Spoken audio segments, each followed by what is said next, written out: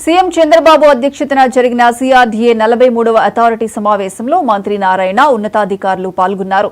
Trunk రోడ్లు, లేఅవుట్లు, iconic బిల్డింగ్లకు సంబంధించి 24,276 కోట్ల పనులకు సమావేశంలో ఆమోదం లభించింది.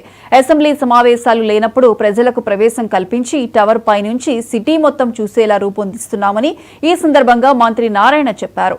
హైకోర్టును 1000 కోట్లతో 20 లక్షల చదరపు అడుగులు విస్తీర్ణంలో నిర్మిస్తున్నట్లు చెప్పారు.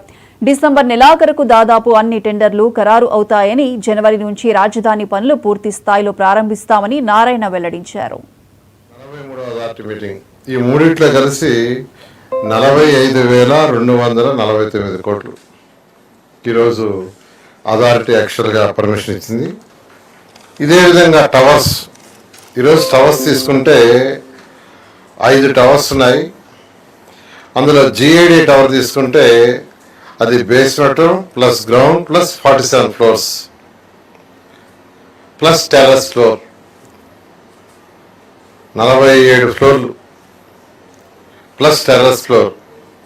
ఇది మొత్తం 17,03,433 చదరపడుగులు. 17,03,433 చదరపడుగుల్లో కన్స్ట్రక్ట్ చేస్తున్నాం.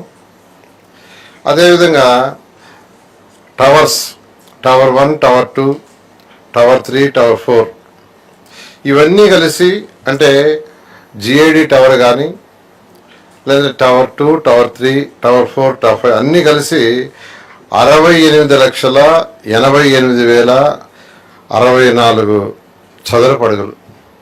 సో అడ్మినిస్ట్రేటివ్ సంబంధించి అసెంబ్లీ, హైకోర్టు తీసేస్తే మినిస్టర్లు కావచ్చు, సెక్రటరీస్ కావచ్చు, HODలు కావచ్చు, వాళ్ళ కింద స్టాఫ్ కావచ్చు, అందరూ ఉండటానికి 68,88,064 చదరపు అడుగులు లక్షలు నిర్మిస్తున్నాం.